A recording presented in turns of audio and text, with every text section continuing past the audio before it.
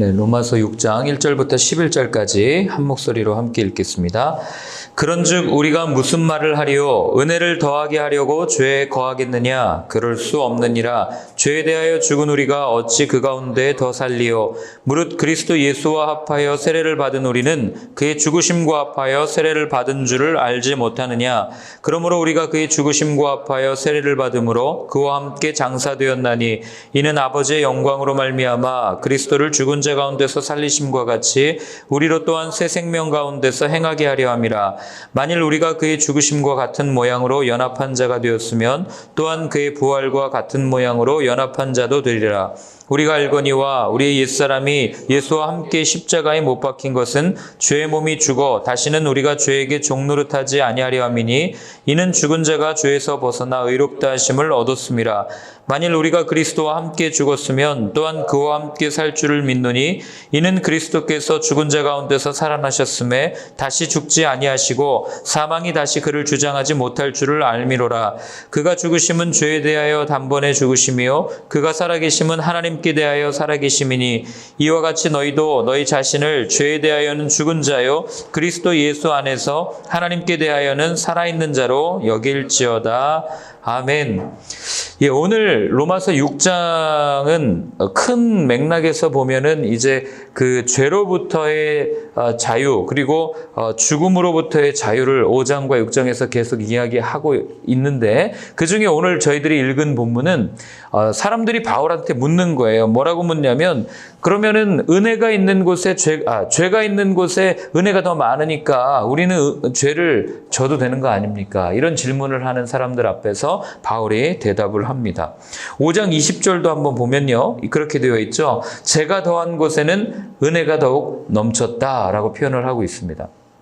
그러니 죄가 많은 곳에는 은혜가 더 많다라고 우리가 오해할 수 있기 때문에 바울은 그런 오해를 미리 싹을 잘라버리는 겁니다. 왜 그런 생각을 했을까요? 사람들은 은혜를 받는 것을 좋아합니다. 누구나 다 은혜에 머물고 싶어 해요. 이 은혜가 이제 다른 단어로는 또 은사라고도 표현하는데 우리가 그렇게 은혜를 갈구하고 은사를 좋아하는 이유는 이미 한번 그 은혜를 맛본 사람이기 때문에 그렇습니다. 내가 한 것이 없고 내 능력 밖의 일들을 하나님께서 부어주시는 그 은혜, 그 은사를 가지고 이미 치러낸 경험이 있기 때문에 내 능력보다 훨씬 더 큰 능력을 경험했기 때문에 그래서 우리는 하나님의 은혜를 갈구하고 갈망을 합니다. 그런데 은혜를 받는 게 문제가 되는 게 아니고 은혜를 받는 건 당연한 겁니다. 아니 우리의 삶이 매 순간순간이 하나님 앞에 은혜라는 거 우리 알고 있어요. 그런데 뭐가 문제가 되냐면 그 은혜를 받으려는 그 마음이 내 욕심이 될 때 문제가 되는 겁니다. 고린도 교회가 문제가 됐던 이유가 많은 여러 가지 음행이라든지 우상 제물의 문제가 있었지만 그 중에 또 한 가지 문제가 뭐였냐면 바로 이 은혜의 문제였어요. 은사의 문제였습니다. 하나님께서 이런 은사를 주셨고 이런 은혜를 주셨고 이런 은사를 주셨는데 어떤 것이 더 좋은 겁니까?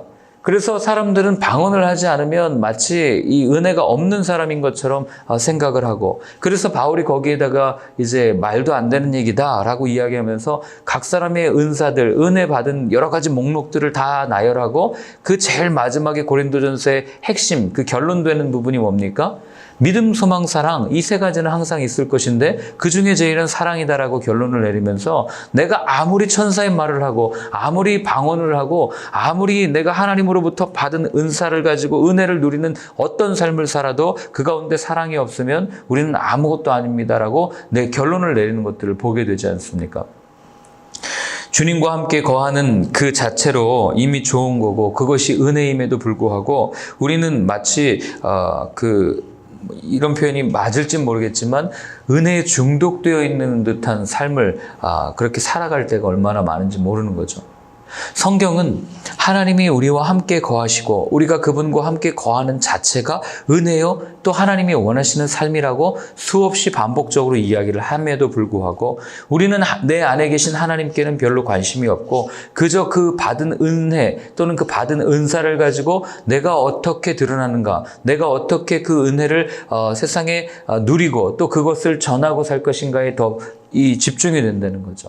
하나님과 거하는 그 자체가 천국임에도 불구하고 제가 과장하는 것 같지만 그러나 오늘날도 한번 보십시오. 왜 그렇게 사람들이 은사 있는 곳에 몰려듭니까?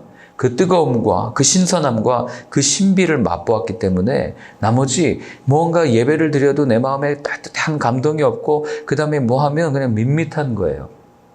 그런데 여러분 그거 아시죠? 내 마음이 가난할 때, 내 마음이 갈급할 때는요, 어떤 말씀을 들어도 은혜가 됩니다. 그런데 내 마음이 조금만 부유해져 있으면 어떤 말씀을 들어도 은혜가 되지 않아요. 그러니 사람들은 어떻게 합니까? 맥루한의 말처럼 미디어는 마사지다라는 말처럼 점점 강한 자극을 받아야 내가 마사지를 받아서 더 뭐라 그래요? 몸이 풀리는 것 같은 느낌을 받는 것처럼 은혜도 마찬가지예요. 처음에는 아주 작은 은혜, 예수님이 십자가 앞에 선 그 경험만으로도 너무너무 은혜를 받고 눈물을 흘리면서 감사의 고백을 드리지만 시간이 지나면 지날수록 같은 은혜가 동일한 규모가 아니라 동일한 강도로 우리한테 오면 별로 그렇게 은혜가 되지 않는 거예요. 하나님 더 강한 거 없습니까? 하나님 무에서 유를 만드신 하나님 더 큰 은혜를 내게 주시면 안 되겠습니까? 이게 인간의 욕심이라는 거예요.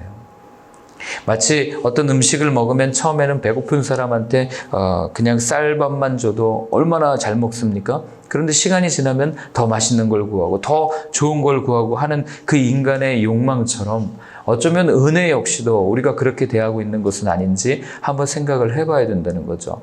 그래서 우리가 꼭 기억해야 될 것은 주께서 나와 함께 하심이라라고 하는 그 다윗의 고백, 그 고백이 하나님의 은혜요, 하나님의 은사요, 하나님의 선물인데 우리는 하나님이 나와 함께 하시는 그것을 잊고 더 큰 은혜, 하나님 홍해가 갈라지는 기적을 내게 보여주십시오. 하나님 무리를 걷는 그 능력을 내게 주십시오. 그래야 내가 은혜를 누릴 수 있습니다라고 말하는 그런 교만이 아닌가 한번 생각해 볼 필요가 있는 거죠.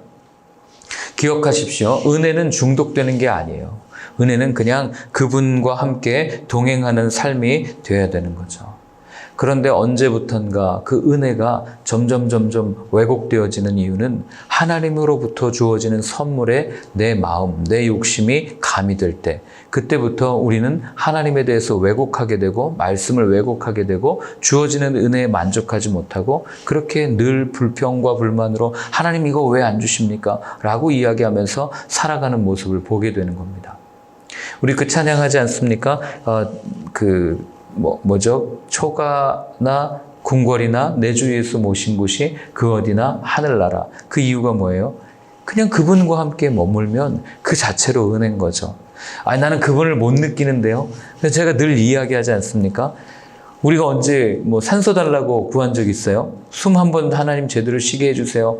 구한 적 없잖아요. 이미 다 주셨고 이미 다 누리게 하시는 그 은혜를 우리는 맛보지 못하고 우리 앞에 놓여져 있는 수많은 선물들은 바라보지 못하고 내게 없는 것만 주목해서 하나님께 구하려고 하니 하나님 보시기에 얼마나 안타깝겠습니까? 오늘 바울이 그 얘기를 쭉 하고 있는 거예요. 우리 1절과 2절을 한번 같이 읽어보겠습니다. 그런즉 우리가 무슨 말을 하려 은혜를 더하게 하려고 죄에 거하겠느냐? 그럴 수 없느니라. 죄에 대하여 죽은 우리가 어찌 그 가운데 더 살리오? 은혜에 중독되어 있는 사람들, 내가 은혜를 더 많이 받고 싶습니다. 그러니 죄가 많은 곳에 은혜가 있으니까 나는 죄 져도 되는 거 아닙니까? 라고 말하는 그들 가운데 바울이 하는 말이 뭡니까? 그럴 수 없다라고 분명하게 이야기합니다. 바울이 그럴 수 없다라고 말하는 이유는 딱 하나예요. 왜냐하면 우리는 죄에 대하여 죽었기 때문입니다라고 분명하게 말을 합니다. 여러분, 죽은 자는요 말이 없어요. 이게 무슨 얘기냐면 죽었다는 말은요 반응을 하지 않는다는 얘기입니다. 여러분, 시체 앞에 놓고 아무리 내가 여기서 찌른다고 해도 그 사람이 반응합니까? 그러니까 바울이 말하는 건 뭐냐면 우리가 죄에 대하여 온전히 죽었습니다라는 얘기는 어떤 외부의 자극이 우리 가운데 온다 할지라도 죄의 유혹이 온다 할지라도 죄의 죄성이 막 밀물듯 우리한테 자극을 준다 해도 우리는 거기에 전혀 반응하지 않는 사람이라는 거예요. 그게 죄에 대하여 죽은 사람입니다. 그런데 여전히 우리가 그 죄의 유혹에 넘어가고 넘어지고 하는 이유는 뭡니까? 죄에 대하여 아직 죽은 삶을 살지 않기 때문에 그런 거죠. 오늘 11절에도 보면 뭐라고 되어 있냐면요. 이렇게 표현되어 있습니다.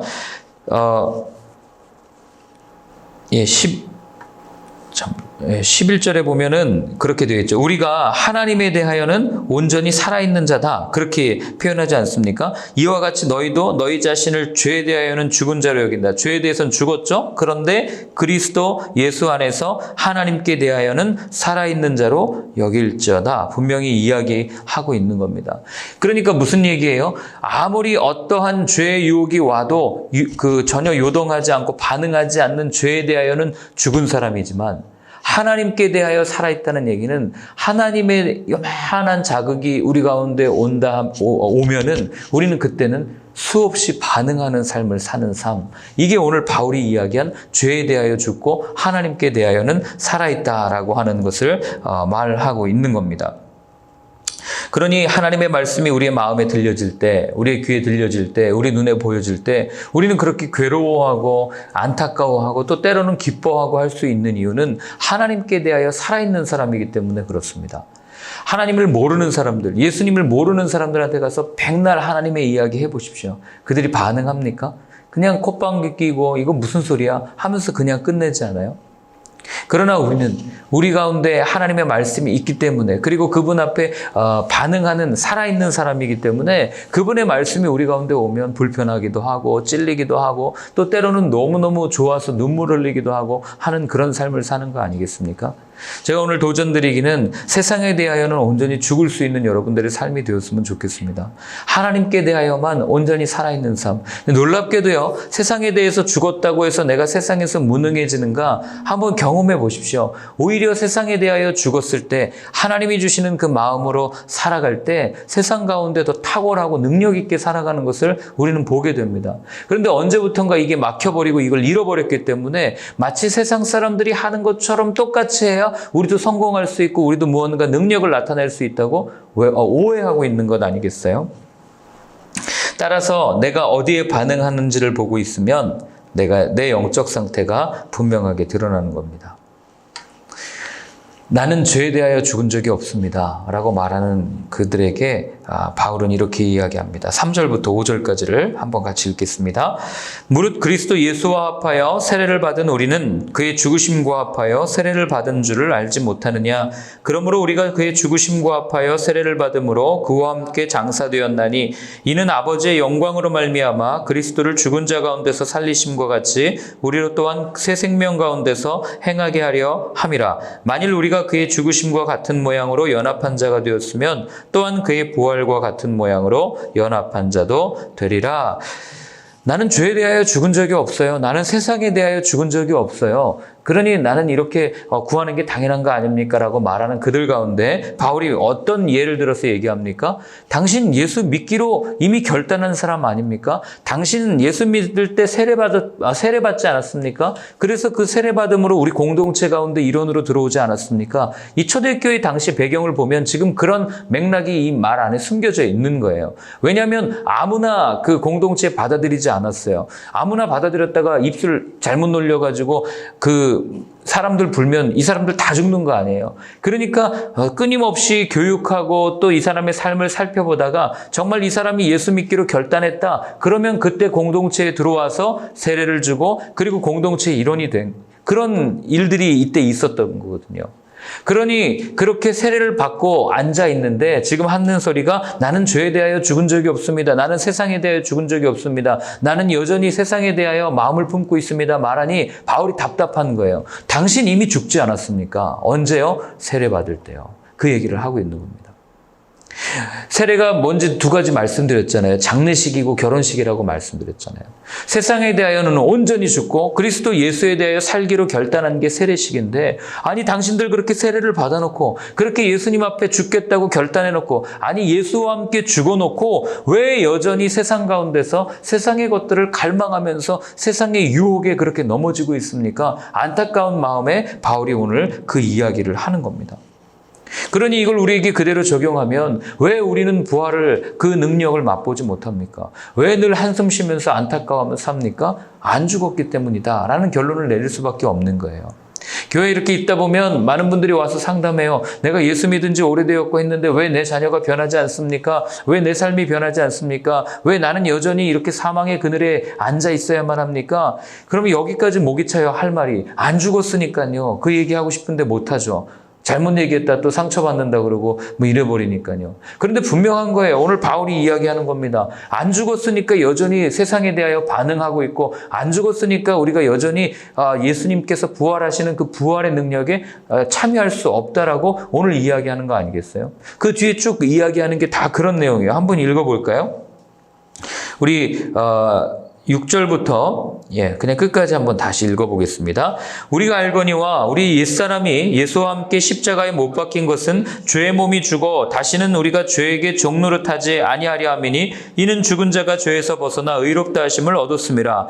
만일 우리가 그리스도와 함께 죽었으면 또한 그와 함께 살 줄을 믿노니 이는 그리스도께서 죽은 자 가운데서 살아나셨음에 다시 죽지 아니하시고 사망이 다시 그를 주장하지 못할 줄을 알미로다.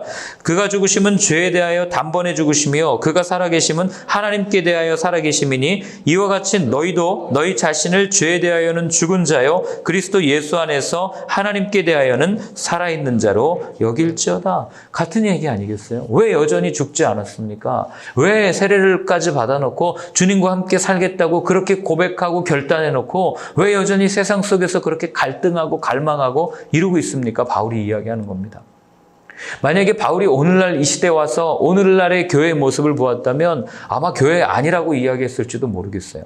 주님과 함께 죽었다면서요. 그럼 주님이 드러나면 되는데 왜 여전히 교회들은 자신을 드러내려고 하고 사람이 모이지 않는다고 안타까워하고, 그리고 교회가 세상에 대하여 온전히 죽었으면요 세상이 뭐라고 하든 반응 안 하면 되는 거예요. 우리는 하나님의 영광을 누리고 하나님의 영광을 세상에 전하면 되는 겁니다. 그런데 왜 여전히 세상이 교회를 이렇게 대하느니 저렇게 대하느니 이런 걸 가지고 안타까워하고 아파할 수는 있어요. 근데 왜 우리가 거기에 그렇게 반응을 합니까? 세상에 대하여 죽은 사람인데. 오히려 그런 상황이 우리 앞에 펼쳐지면 하나님 왜 이런 상황을 우리에게 주셨습니까? 이때 하나님이 원하시는 것은 무엇입니까? 예수님이라면 이런 상황에 어떤 것을 어떻게 행동하셨을까를 고민하면서 오히려 더 그분과의 깊은 관계 속에서 그분이 원하시는 대로 살아가려고 해야지. 왜 자꾸 세상에 나가서 세상의 방법대로 그렇게 하려고 하는지 모르겠어요. 그래서 바울은 나중에 고린도서에 뭐라고 얘기하는지 아세요? 세상에 나가서 송사, 재판받지 말라고 얘기합니다. 하나님의 일을 왜 세상에 가지고 나가서 세상에서 재판받고 있습니까? 너무 안타까운 거죠. 하나님의 일을 세상에 가지고 나가서 사람이 만든 법 앞에 하나님의 일들이 해결되겠습니까? 전혀 안 되는데도 불구하고 여전히 오늘날 똑같은 모습으로 고린도 교회와 로마 교회와 이런 모습이 반복되는 이유는 바울이 내리는 진단은 딱 하나예요. 여전히 세상에 대하여 죽지 않았기 때문입니다. 라고 이야기하는 겁니다. 아침부터 자꾸 죽는 얘기해서 죄송합니다. 제가 왜 자꾸 죽자고 얘기하면 저도 아직 안 죽은 부분이 있기 때문에 그래요. 여러분, 우리는 제가 이렇게 설교하면 많은 분들이 오해하는 게, 어제도 주일 여기서 설교 예배 드릴 때 제가 그렇게 이야기하면 집에 갈 때 아내가 항상 그래요. 성도님들은 오해하시겠지? 뭘 그럼? 당신 그렇게 사는 줄 알 거 아니야? 이렇게 얘기하세요. 그래서 저는 늘 말합니다. 저도 그렇게 못 살아요. 그래서 설교는 항상 다른 누구한테 하는 게 아니라 제가 생각할 때 저는 제 자신한테 먼저 설교를 씁니다. 그리고 나서 제가 대면 동일하게 고백을 하는 거죠. 그래서 설교는 선포인 동시에 고백인 거예요. 그런데 저도 그렇게 못 살고 제가 오늘 이렇게 열불 내서 죽자고 이야기하는 이유가 뭐냐면 저도 어느 부분에 있어서는 죽은 것 같아요. 괴물이라고 고백하고 주님, 내가 주님 없이는 못 살 것 같아요. 고백합니다. 그런데 또 살다 보면 어떤 부분에서는 안 죽은 모습이 여전히 드러나는 거예요. 정말 저는 매일매일 죽고 싶을 때가 언제냐면 운전할 때예요. 운전할 때마다 왜 제 혈기가 그대로 드러나는지 모르겠어요. 그때마다 집에 가서 어떨 때는 너무 부끄러워요. 옆에 아내가 타고 가면 늘 그럽니다. 당신이 운전하는 거 타면 한 번도 마음이 편한 적이 없어. 이렇게 얘기를 하거든요. 그럼 제가 그때마다 너무너무 부끄러운 거예요. 그러면 어떻게 합니까? 그 부끄러운 마음에 미안해 이렇게 얘기하겠어요? 아니죠. 그 부끄러운 마음에 오히려 화를 낼 때도 있어요. 그럼 당신이 운전해라. 나도 내 책이나 좀 보면서 가게. 뭐 이렇게 얘기할 때가 있는 거 아니겠어요? 그러니 여러분, 이 말씀 앞에서 누구도 자유할 수 없어요. 우린 여전히 죽지 않은 부분이 있기 때문에 어떤 한 부분을 건들면 그 가운데 여전히 분노하고 펄떡펄떡 살아서 여전히 분노하면서 살아가는 우리의 모습을 볼 때마다 여러분 오늘 말씀을 꼭 기억하십시오. 세상에 대하여 죽고 그리고 그런 많은 것들에 대해서 죽지 않으면 우리는 그리스도의 부활에 참여할 수 없습니다라고 하는 이 바울의 말을 꼭 마음에 새기셨으면 좋겠습니다. 저도 마찬가지고요. 우리 나중에 주님 앞에 갈 때 다 같이 그 부활에 참여해서 거기서 만나서 인사해야 될 거 아니에요. 우리 함께 공동체 생활을 했는데. 근데 누구 보이고 누구 안 보이면 제가 안 보일 수도 있겠죠. 얼마나 마음이 그렇겠습니까? 물론 그 주님을 만나는 기쁨에 뭐 그런 생각 안 들 수도 있겠지만 그러나 인간적인 마음으로 생각하면 함께 다 주님의 부활에 참여하는 저의 삶이 되어야 되지 않겠습니까? 그래서 오늘 꼭 기억하셔야 될 건 죽어야 된다는 것. 그래서 오늘 정리를 좀 드리면요. 제가 늘 결혼을 예를 들어요. 이 주님과의 이 관계 속에서 결혼은 온전한 연합이라고 우리 성경에 그렇게 표현이 되어 있지 않습니까? 그런데 온전한 연합을 이룰 때 오늘날 사람들은 그 단순히 어떤 육체적 결합, 이거를 결혼으로 생각하는 경향이 있어요. 그건 욕심, 욕구의 표출일 뿐 이 성경이 말하는 온전한 연합을 이루는 삶이 아니라는 거죠. 온전한 연합을 이루기 위해서는 마음과 생각과 뜻이 따라주어야 온전한 연합이 될 수 있어요. 따라서 온전한 사랑이란 온전한 연합을 이룰 때에만 가능한 거죠. 바울이 묻는 거예요. 그리스도와 온전한 연합을 이루셨습니까? 그리스도와 함께 온전한 신혼 생활을 결혼 생활을 하고 있습니까? 우리 성경에 보면 그리스도의 신부라면서요. 그럼 그분이 나의 신랑이잖아요. 그리고 세례받는 게 그분과 결혼하는 거라면서요. 그럼 그분과 함께 온전한 연합을 이루고 살고 있습니까? 그래서 제가 가끔 세례 교육할 때 그런 얘기 해요. 제가 퇴근하면서 아내한테 전화를 합니다. 나 지금 퇴근합니다. 그러면 근데 오늘 좀 늦을 것 같아요. 미안해요 하고 전화를 하는 모습이 카메라 앵글에 비춰졌어요. 그러면 많은 분들이 저를 볼 때 뭐라고 평가하시겠어요? 야, 출퇴근까지 보고하고 되게 참 자상한 남편이다. 이렇게 생각할 거 아닙니까? 그런데 그 전화를 여보 미안해 오늘 늦을게 하고 딱 끊는 순간 옆에 봤더니 웬 다른 여자가 있어요. 그러면은 여러분들 저한테 와, 정말 예수님께서 많은 영혼을 사랑하라고 그랬는데 아내를 제외하고 또 한 사람을 더 사랑하시니 참 훌륭하십니다. 뭐 이렇게 반응해 주실 분 있으세요? 와, 어떻게 2명씩이나 사랑하고 사세요? 참 행복하시겠습니다. 뭐 이렇게 얘기하실 분 있습니까? 아무도 없잖아요. 그냥 한마디 하겠죠. 와, 저 인간 모래기 뭐 이럴 거 아니에요, 저한테. 근데 우리가 예수님을 대할 때 그렇게 대하고 살 때가 참 많다는 거예요. 예수님이랑 결혼했어요. 예수님으로 살겠다고 세례까지 받았어요. 그런데 그 다음에 하는 행동은 어떤 행동입니까? 예수님 잠깐만요. 예수님 내가 조금만 이따 갈게요 하고 보면 옆에 예수님 아닌 다른 것들을 내 마음에 담고 살 때가 얼마나 많은지 모르는 거죠. 그런 우리에게 바울이 묻는 거예요. 정말 예수님과 결혼하셨습니까? 정말 예수님 앞에 외도하지 않고 있습니까? 이걸 묻고 있는 거죠. 그게 온전히 죽으셨습니까? 이걸 묻는 거랑 똑같은 얘기를 하는 거예요. 그래서 바울은 나중에 그렇게 고백합니다. 우리 이 말씀 한번 찾고 마칠게요. 갈라디아서 2장 20절입니다. 갈라디아서 2장 20절.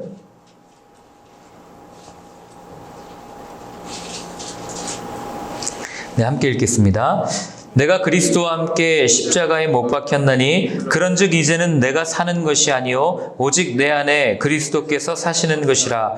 이제 내가 육체 가운데 사는 것은 나를 사랑하사 나를 위하여 자기 자신을 버리신 하나님의 아들을 믿는 믿음 안에서 사는 것이라. 아멘. 내가 그리스도와 함께 십자가에 못 박혔습니다. 이 고백이요, 여러분 쉬운 고백이 아니에요.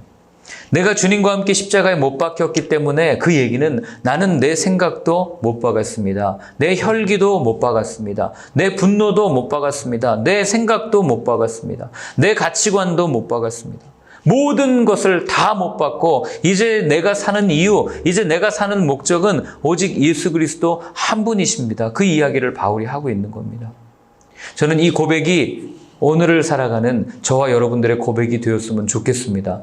아무것도 우리가 내세울 거 없지만, 자랑할 수 있는 게 많지만 그럼에도 불구하고 내가 자랑할 것은 오직 예수 그리스도의 십자가밖에 없습니다. 내가 그리스도와 함께 십자가에 못 박혔나니 이제는 내가 사는 것이 아니라 내 안에 계신 주님께서 사시는 것입니다라고 고백할 수 있는 저와 여러분들이 되었으면 좋겠습니다. 우리 한번 같이 그렇게 기도하면 좋겠습니다. 오늘 여기 있는 것처럼 주님, 내가 온전히 죽게 하여 주옵소서. 내가 십자가에 못 박히게 하여 주옵소서. 주님과 함께 죽음을 경험해야만 우리가 살아날 수 있음을 압니다. 주님, 내가 죽어야만 부활을 경험할 텐데 여전히 죽지 못하고 펄떡펄떡거리는 내 자아 때문에 내가 얼마나 괴로운지 모르겠습니다. 하나님, 오늘도 주님 그 십자가를 묵상하게 하시고 십자가를 지게 하시고 온전히 죽어 주님과 함께 살아나는 우리의 삶이 되게 하여 주옵소서. 한번 같이 기도하겠습니다. 하나님 아버지, 오늘 다시 한번 고백하고 결단합니다. 하나님, 내 안에 있는 많은 것들을 십자가에 못 박고 죽이며 나아갈 수 있는 삶이 되어줄 수 있도록 하나님 도와주시옵소서. 하나님, 여전히 죽지 못해서 살아있는 내 모습을 봅니다. 하나님 아버지, 내게 사는 것은 오직 그리스도라고 고백했던 바울의 고백 다시 한번 내 마음에 새기며 나아갈 수 있도록 도와주시고, 하나님, 그렇게 온전히 죽을 때 온전히 주님과 함께 연합되어져서 주님께서 부활하신 그 다시 오신 그날 그 주님의 부활에 온전히 동참할 수 있는 저희의 삶이 되어줄 수 있도록 주님 도와주시옵소서. 우리 오늘은 한 번만 더 같이 중보하기를 원합니다. 비가 많이 옵니다. 그래서 많은 분들이 또 어려움을 겪고 불편함을 겪고 또 많은 이재민들이 생겨날 텐데, 하나님 아버지, 그들의 마음 가운데 함께해 주시고 하나님, 이 비로 인하여서 피해가 많지 아니할 수 있도록, 그리고 또 그 가운데 마음의 평안을 누릴 수 있도록, 그리고 그 어려움을 겪는 그들에게 교회가 다가갈 수 있도록 하나님 은혜를 더하여 달라고 우리 한번 같이 기도하도록 하겠습니다. 하나님 아버지, 비가 너무나도 많이 옵니다. 도로가 침수되고 또 많은 이들이 집이 침수되고 산이 무너지고 도로가 무너지고 하나님, 많은 일들이 일어나고 있습니다. 이때에 아버지 하나님, 그들의 마음을 지켜주시고 평안을 허락해 주시고, 하나님, 어떠한 상황이 온다 할지라도 주님으로 인하여서 기뻐할 수 있는 우리 모두의 삶이 되어줄 수 있도록 주님 도와주시옵소서. 어려움을 겪는 이웃들에게 하나님 아버지, 외면하지 않고 교회가 다가갈 수 있도록 도와주시고, 주님의 사랑을 온전히 나누며 전하며 살아가는 하나님, 이 땅의 모든 교회들이 되어줄 수 있도록 주님이여 인도하여 주시옵소서. 하나님 아버지, 오늘 하루 살아가는 동안 아니 단 한순간만이라도 내 자신이 온전히 죽고 주님으로 인해 살아가는 저희의 삶이 되게 하여 주옵소서. 이제는 우리에게 영원한 생명을 주신 예수 그리스도의 크신 은혜와 하나님 아버지의 사랑과 성령님의 인도하심이 십자가에 나 자신을 온전히 못 박고 이제는 주님으로 인하여 살겠습니다. 다시 한번 결단하며 고백하는 모든 분들 머리 위에 이제로부터 영원까지 늘 함께하여 주옵시기를 간절히 축원하옵나이다. 아멘.